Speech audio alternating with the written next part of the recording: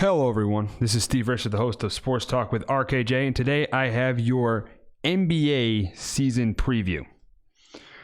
We'll start in the Eastern Conference, which is by far the weaker of the two conferences, and we'll start with the team that made it to the conference finals last year and lost to the Toronto Raptors. That is the Milwaukee Bucks, and they should be the favorite in the Eastern Conference this year.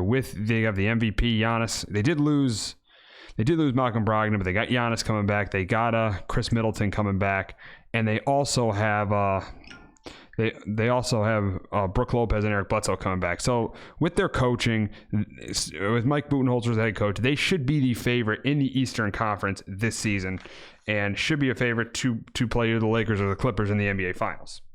We'll go on to the Philadelphia 76ers, who went to 7 games with the Toronto Raptors last year and lost on a Kawhi Leonard buzzer beater in Game 7 of the conference semifinal of the second round of the playoffs. Ben Simmons got that big deal, and they got Joel Embiid, lost Jimmy Butler, got Tobias Harris. This is a huge year for Ben Simmons. Ben Simmons this year has to be the player. Now that they got rid of Jimmy Butler, Ben Simmons has to be the player that the Sixers expected him to be, and gave that big contract to make up for what they lost with Jimmy Butler. Because if Ben Simmons is not that player, the Sixers will definitely not be as good this year. Ben Simmons really has to step up. He's got to average over 20 points a game. He's got to start shooting threes. He has to be that kind of player that the Sixers expected him to be. Because in the NBA now, as a point guard, the days of Jason Kidd, the days of John Stockton, the days of Steve Nash, those days are over. It's a point guard. You got to score to be a great player, and Ben Simmons has got to start scoring at a consistent level to be a great player in this league. We go to the Celtics, who, yes, talent-wise, they downgraded getting rid of Kyrie, and signing Kemba. But chemistry-wise, they might have upgraded getting Kemba Walker. But the biggest key to this team is Jason Tatum. Jason Tatum had a down year last year. He's got to have a huge year this year for the Celtics if they want to be competing in the Eastern Conference. Because Kemba Walker is a very good player, but not a great player. As you saw in Charlotte, 2 out of the 8 years he was there, they made the playoffs. So Kemba Walker really, really has to step up for the Celtics to be a title contender this year. We'll go to the Heat, which I think are going to be one of the surprise teams this year. They acquired Jimmy Butler, and Tyler Hero has played well at the beginning. They got Gordon Dragic. They got one of the longest tenure coaches in the NBA. In Eric Spoelstra. I think the Heat very easily could be a top 3 or top 4 team in the East. Looking at the way they played early in the season, they upset the Bucks. I think the Heat could definitely be a top 3 or top 4 team in the Eastern Conference. We look at the team that Kyrie is on now, and that's the Nets, and they've started 1-2, and there are already issues with Kyrie's mood swings and chemistry issues with that team. And yes, Kyrie's a great player, but is he a guy who makes other players around him better? He didn't in Boston. He's a really good number 2, but I don't know if you can win a championship with him being your number 1 player. Now, fortunately for the Nets, after this season, they're going to get Kevin Durant back, and that's really, really going to help this team going forward. But this year, this team very, very easily could wind up in the middle to the bottom of the Eastern Conference because they don't have Kevin Durant. We'll go to the defending champions, the Raptors, and I think this Raptors team makes the playoffs. I think Pascal Siakam is becoming a star in this league. Kyle Lowry's a decent point guard. Van Fleet's decent too. But the loss of Kawhi is just too much for this team to be a championship contender this year. Kawhi Leonard was outstanding last year. He was phenomenal. He was by far the biggest reason why the Raptors won the championship. And that's why I think this Raptors team makes the playoffs, but loses in the first round of the playoffs. We'll go to the Pacers, who were a team without their best player, Victor Oladipo, and they've struggled early in this season, starting 0-3. But I think this is a team with Oladipo coming back that can potentially get into the playoffs and maybe make some noise. But I just don't think they have that second guy outside of Oladipo. That's why I think this team is another one-and-done team in the postseason. We'll start talking about some teams that in the Eastern Conference that are on the fringe of making the playoffs. We'll start with the Magic. With Vucevic,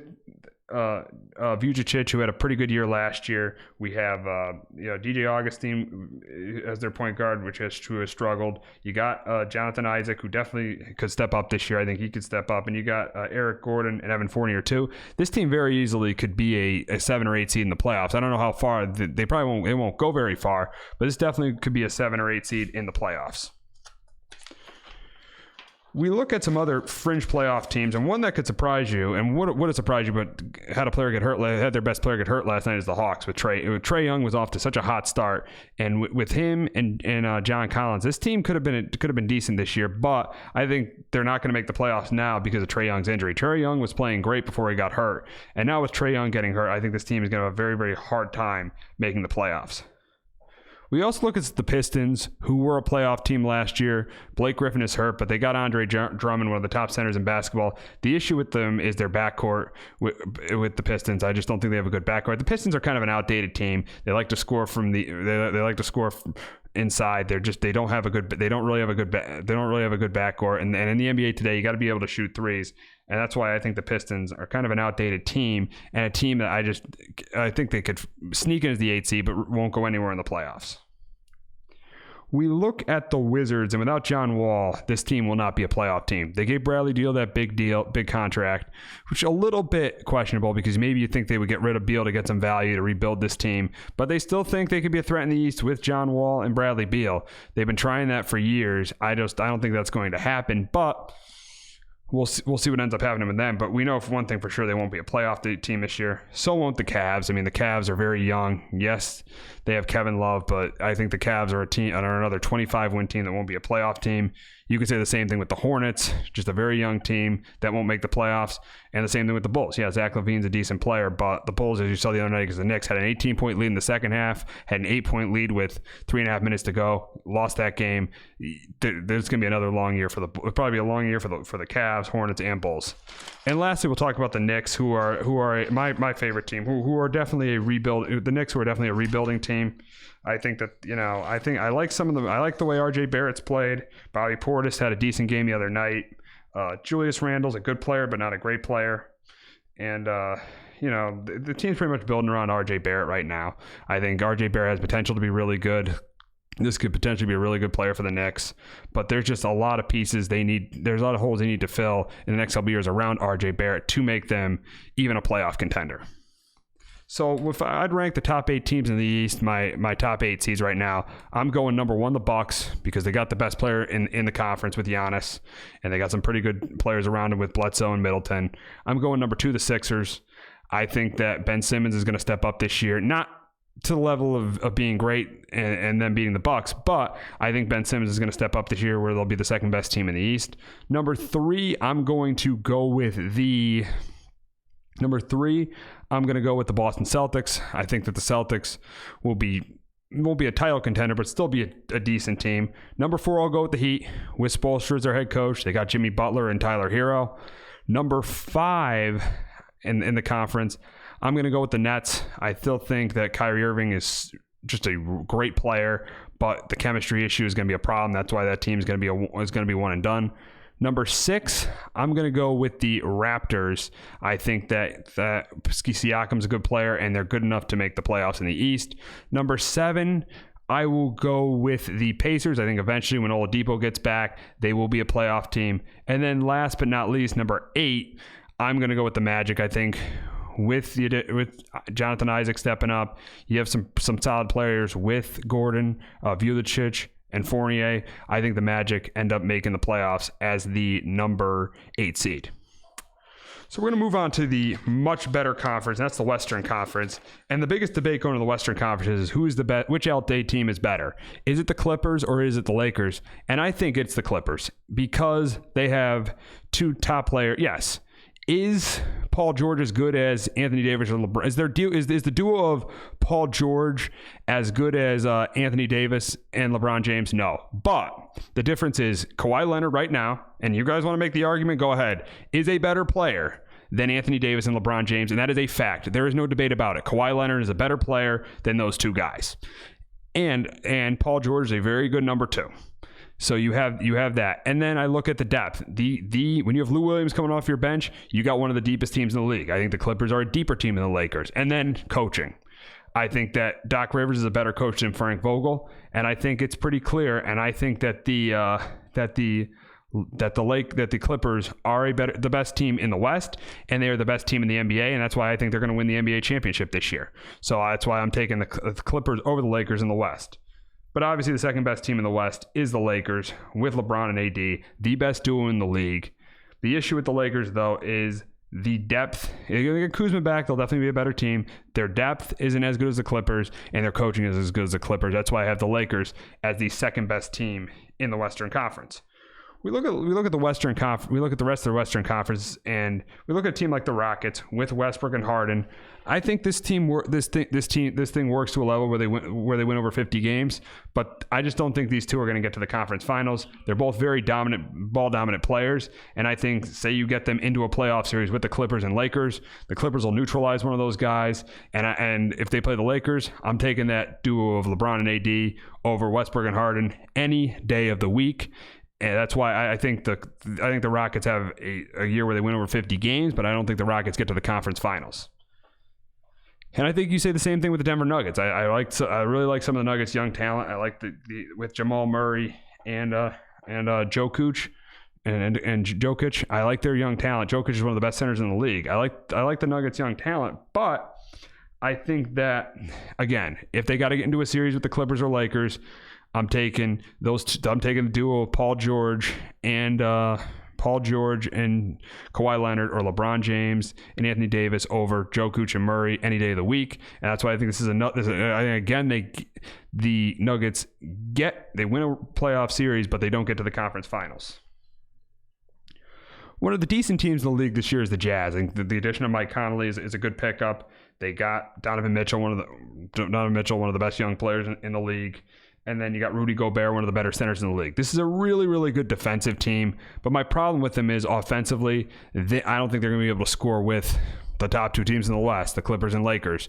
And that's going to be the difference. That's why this team might be able to get out of the first round of the playoffs. But I think as like a 5 or a 6 seed, but I don't really see it. I think that the Jazz are really going to struggle, and I think the Jazz are going to struggle against those two teams and struggle to score, and that's why I think the Jazz will be a team that might get to the second round, but pretty much be a one and done team. We got the 5-time defending Western Conference champion Warriors, but we got them without Kevin Durant and Klay Thompson this year. They really struggled in their first 2 games, and I think this team Charles Barkley said after the first game, he thinks the Warriors might not make the playoffs. I think this Warrior team makes the playoffs, but how far they go is going to be the big question with the Warriors this year. They very easily could lose in the first round, or they could pull an upset I just can't see this team beating the Clippers or Lakers. I think they could definitely win a round, but I just can't see this team, even if Klay Thompson comes back, how will he be for the playoffs? I could see the Warriors winning a round, but I just can't see them beating the Clippers or Lakers in the Western Conference. That's why I have them as being around a 6 or 7 seed, maybe winning a round, but not going farther than that. We got the Blazers, and look at how much improved the Western Conference is from this year to last year. The Blazers were in the conference finals last year, a top 3 team in the West. Now you could argue they're not even a top 5 team in the West. They got one of the best backcourts in the game with Damian Lillard and CJ McCollum, but they really don't have much. And yes, they did get Hassan Whiteside, but they really don't have that much outside of that.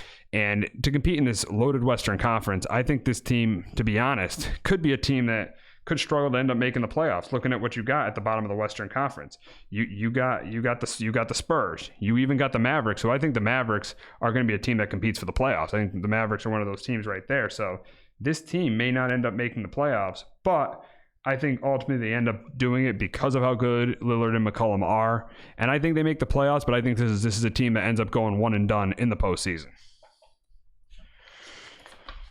You got the Spurs, and the Spurs are a better version of the Pistons in the Western Conference.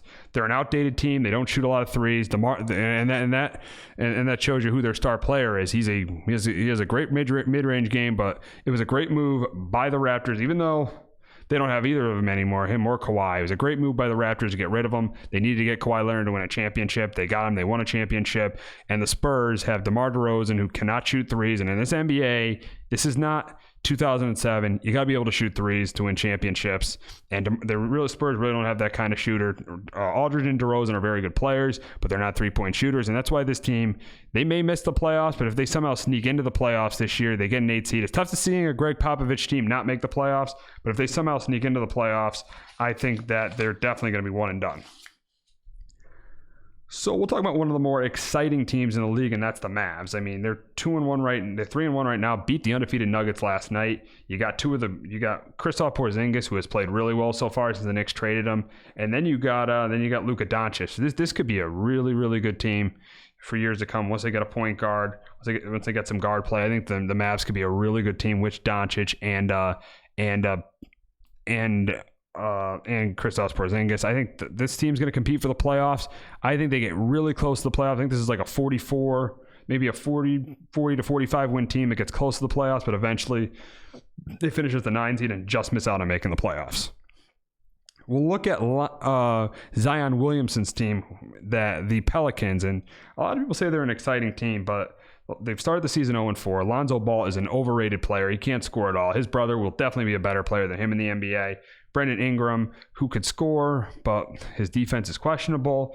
I think that the Pelicans definitely missed the playoffs, especially with Zion out 6 to 8 weeks. But the one thing about the Pelicans is it'll be fun to watch Zion. We'll go from the number 1 pick to the number 2 pick as we got the Grizzlies getting Ja Morant. And Ja Morant will be fun. He had a huge game against the Nets the other night. He's putting up 30 points. They'll be fun to watch, but I just think this team's really going to struggle this year. I think they're very young. I think Morant in his rookie year, this team is really going to struggle. I think this is like a 25-win team. Probably be one of the worst teams in the league. I think they really struggle this year, but they do have hope with Ja Morant in the future. We look at the Minnesota Timberwolves with Flip Saunders. I think Flip Saunders' son is the head coach. I mean, anybody on Facebook Live, correct me if I'm wrong. We got the T-Wolves, and I mean with Jeff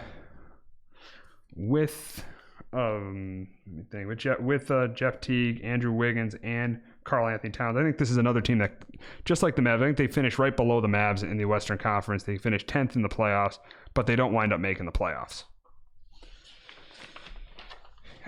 And then we got the last 3 teams. The Thunder, who won't be a playoff team, losing Russell Westbrook. This is probably going to end up being one of the worst teams in the league. You look at the Suns, I think they could have been a team that could have competed for a spot, but having Ayton suspended for about 20 to 25 games is definitely going to hurt that.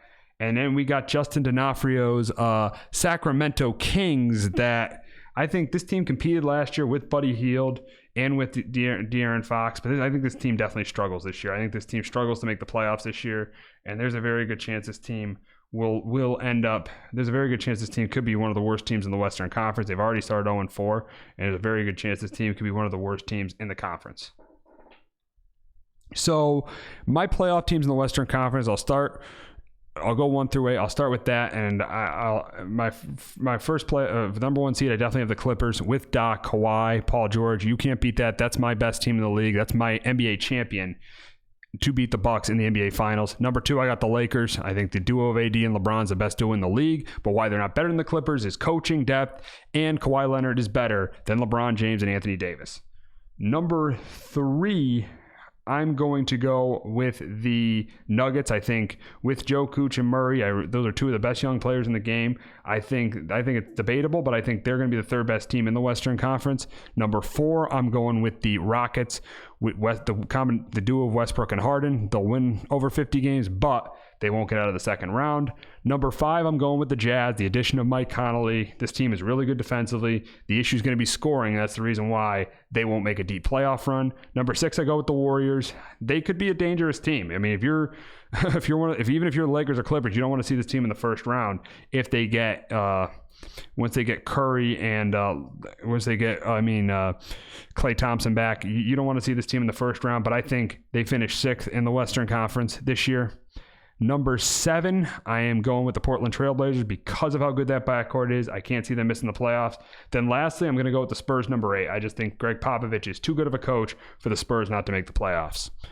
So that's going to wrap it up for our NBA preview. I'll be dropping this video in about another hour. I'll be back at around probably 11:45 doing my NFL Week 9 preview. So we're going to have 3 videos drop today. We're going to have our regular show, our Sports Talk with RKJ. We're going to have the NFL preview, Week 9 preview, and we got our NBA preview. It'll be dropping today too. So be on the lookout on Facebook for all 3 of those videos. We thank you for joining us for our NFL preview. We hope you can join us for our Week 9 preview in a little bit. Thank you very much.